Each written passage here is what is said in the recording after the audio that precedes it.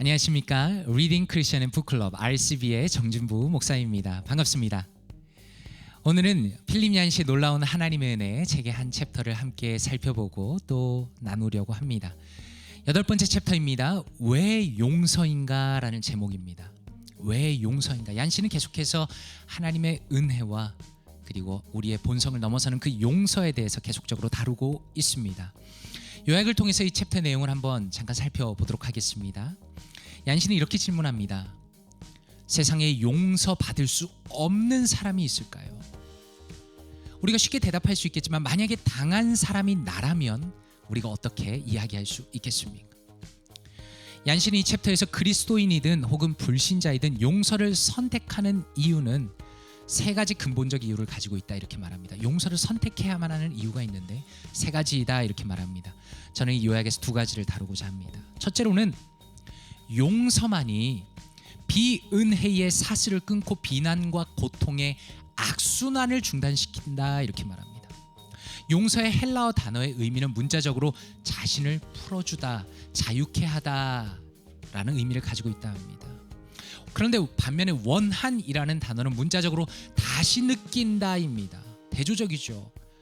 용서라는 것은 자신을 풀어주는 것인데, 자유케 하는 것인데, 원한은 다시 느끼는 것입니다. 용서를 통해서 비난을 끊어야만, 그러므로 우리가 자유로워질 수 있다는 것입니다. 용서를 통해서 우리 인생의 출구를 찾을 수 있다 이렇게 말합니다.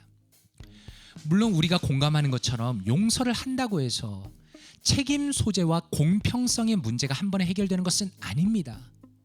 억울하죠. 그러나 관계의 새 출발은 얼마든지 가능하다 이렇게 말합니다. 만약에 우리가 용서하지 않으면 우리 스스로 과거에 갇히게 됩니다. 그리고 우리의 변화의 잠재력은 완전히 차단됩니다. 그러므로 용서는 바로 자기 자신을 위한 것이다 이렇게 말합니다. 타인을 위한 것 이전에 용서를 통해서 우리가 자유를 얻기 때문에 자기 자신을 위한 것이다 이렇게 말합니다. 둘째로 용서는 가해자가 겪는 죄책감의 중압을 덜어준다 이렇게 말합니다. 용서를 하는 자기 자신뿐만 아니라 자신에게 가해를 했던 그 악한 사람조차 그 사람에게 죄책감의 중압을 덜어준다 이렇게 말합니다. 은혜에는 어떤 사람을 변화시키는 초자연적인 힘이 있다고 얀시는 강력하게 이야기합니다. 예를 들어서 우리가 잘 아는 위고의 소설 레미제라블에는 그러한 은혜가 등장하죠. 신부는 놀랍게도 자신의 잘못을 인정하지도 않은 그저 잡혀온 그 장발장을 용서합니다. 그리고 장발장의 삶은 완전히 달라집니다. 성경에는 어떻습니까? 예수님은 베드로를 3번에 걸쳐 용서하시는 의식을 행하십니다. 베드로는 배반자라는 죄책감을 품고 살 필요가 없었습니다. 예수님의 그 계획은 오히려 그 변화된 죄인들을 기초로 해서 그분의 교회를 세우시고자 하는 놀라운 계획을 가지고 계셨다라는 것입니다. 거기에도 용서가 필요했다는 것이죠. 이 하나님의 용서라는 기적은 예수님께서 이 땅에 오심으로 가능한 것이었다라는 것입니다. 하나님은 피조물과 인간과 손을 잡고 싶으셨지만 방법이 없었습니다. 그 간극을 좁힐 수가 없었습니다. 조금은 이상한 얘기일 수도 있지만 체험적으로 경험적으로 보자면 하나님은 죄의 유혹에 사는 것을 잘 모르셨습니다. 그래서 그분이 이 땅에 직접 오셔서 예수님께서 우리 입장이 되셨습니다. 성육신이죠. 하나님께서 직접 인간과 하나님 사이에 벌어진 그 간극을 메우시고 아예 우리 자리로 오셨습니다. 그러므로 예수님은 우리 입장에서 아버지께 대변할 수 있다라고 말합니다. 놀라운 것은 하나님께도 용서가 쉽지 않았습니다. 예수님께서는 엄청난 그 십자가의 대가를 치르는 것을 아셨기 때문에 할만하시거든 잔을 지나가게 해달라고 기도하셨습니다. 그러나 운명하시기 전에 그분이 남기신 그 한마디는 저희를 사하여 주옵소서라고 승리하신 것이죠. 하나님의 아들이 인간이 되셔서 진정으로 그 용서의 말씀을 하실 수 있었습니다. 그리고 이제 그 용서가 무엇인지 이해하신다라면서 얀시는 이 책의 챕터를 마치고 있습니다. 그렇다면 책 안의 한마디를 통해서 조금 더 이 내용을 자세히 살펴보면 좋겠습니다. 얀시는 한 사람의 책의 내용을 인용하면서 용서라는 것이 마치 영혼의 수술과 같다라는 것을 이 내용을 통해 설명합니다. 용서한다는 것은 잘못을 범한 사람에게서 그 잘못을 도려내는 것과 같다. 그 사람에게서 상처 입힌 행위를 떼어내고 그 사람을 재창조하는 것이다 라고 말합니다. 전에는 당한 사람 입장에서는 상대방을 가해자로 못을 박았지만, 그렇게 일방적으로 말했지만, 그러나 이제는 당한 사람 입장에서도 그러한 생각에 변화가 생긴다는 것입니다. 내 기억 속에서 가해자의 그 모습이 거듭난다 이렇게 말합니다. 이것이 용서의 놀라운 힘이죠. 전에는 내가 당했기 때문에 상대방을 악에 능한 천하의 악인으로 낙인 찍었지만, 이제는 내가 용서할 때 그가 도움을 요하는 약자로 보인다는 것입니다. 잘못을 범하여서 내 과거의 아픔을 준 사람을 재창조하게 되고, 그래서 내 과거까지 재창조한 것이다 이렇게 말합니다. 굉장히 신비로운 내용이죠. 용서라는 것은 심지어 가해자에 대하여서 그 사람의 잘못을 영혼 속에서 도려내면서 가해자에 대한 내 속에서 인식이 바뀌면서 새로운 창조가, 새로운 가능성이, 새로운 인식이 생겨난다는 것을, 그 용서의 힘을 이렇게 얀시는 설명하고 있습니다. 그렇다면 말씀을 통해서 이 내용을 조금 더 바라보기를 원합니다. 누가복음 23장 34절 말씀입니다. 예수님의 말씀이죠. 이에 예수께서 이르시되 아버지 저들을 사하여 주옵소서, 자기들이 하는 것을 알지 못함이니이다 이렇게 말씀합니다. NIV 성경이 이렇게 번역했습니다. Jesus said, Father, forgive them, for they do not know what they are doing. 이렇게 번역했습니다. 이 부분에 대해서 NIV 존드반 스터디 바이블에서는 이렇게 설명했습니다. They do not know what they are doing. The apostles repeatedly note this in their preaching. Acts에서 이렇게 쭉 있죠.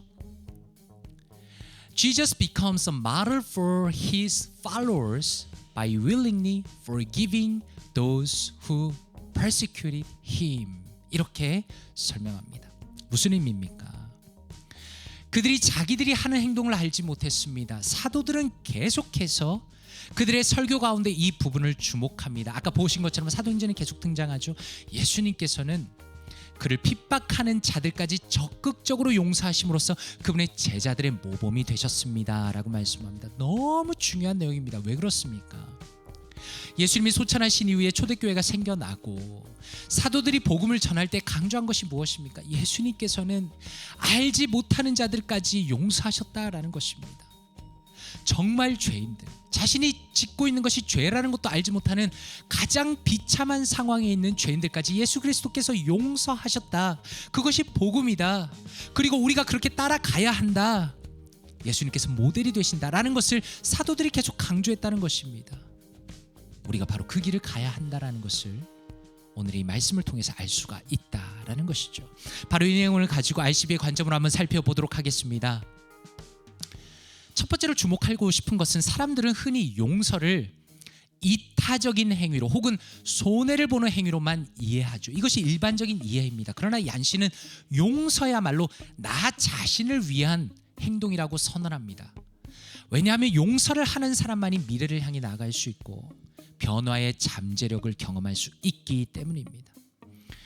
그러므로 상대방이 아니라 나 자신을 위해서라도 용서는 시급한 것입니다. 재밌는 것은 누구나 상대방을 변화시키고 싶어 하죠. 그런데 얀시는 그 방법조차 용서라고 말합니다.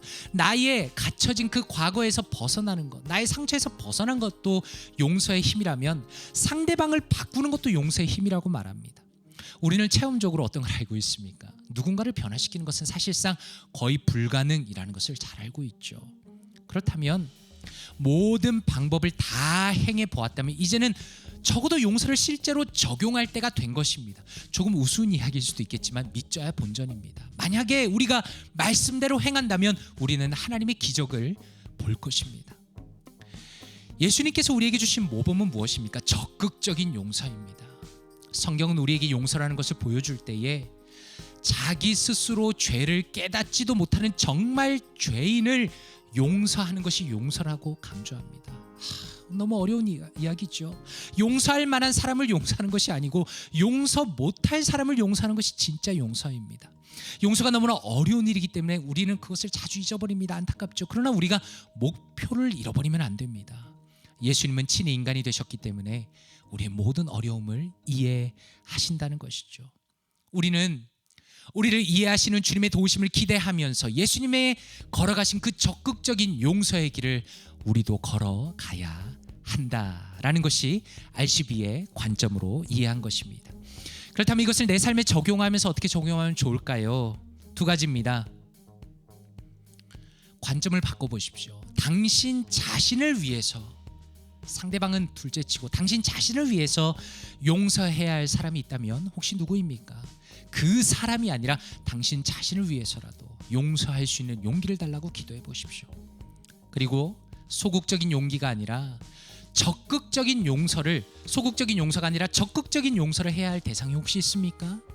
예수님의 십자가의 용서, 저들이 하는 줄을 알지 못하니이다 라고 말씀하신 그 용서를 묵상하면서 당신의 마음 가운데 적극적으로 용서할 수 있는 힘을 달라고 그렇게 결단하면서 적용하면서 기도해 보시길 바랍니다. 이 내용을 가지고 함께 기도하며 마치길 원합니다. 하나님, 감사합니다. 오늘의 용서의 그 힘과 내용에 대해서 살펴보게 하시고 또 예수님께서 얼마나 우리를 놀랍게 사랑하셨는가 다시 한번 보게 하시니 감사합니다. 하나님, 참으로 어려운 일이지만 용서를 통하여서 우리의 영혼이 회복되기 원하고 과거에서 벗어날 수 있기를 원합니다. 또한 용서를 통하여서 그 누군가의 인생을 변화시키는 놀라운 역사를 경험하기 원합니다. 예수님께서 이미 우리를 그렇게 사랑하신 것처럼 죄를 짓는 것을 알지도 못하는 자들을 용서할 수 있는 용기를 주시고 힘을 주시고 능력을 다하여 주시옵소서. 성령 하나님께서 우리의 마음을 만져주시고 붙들어 주시옵소서. 우리의 미래를 용서를 통하여 열어 주시옵소서. 감사드리며 예수 그리스도의 이름으로 기도 드리옵나이다. 아멘.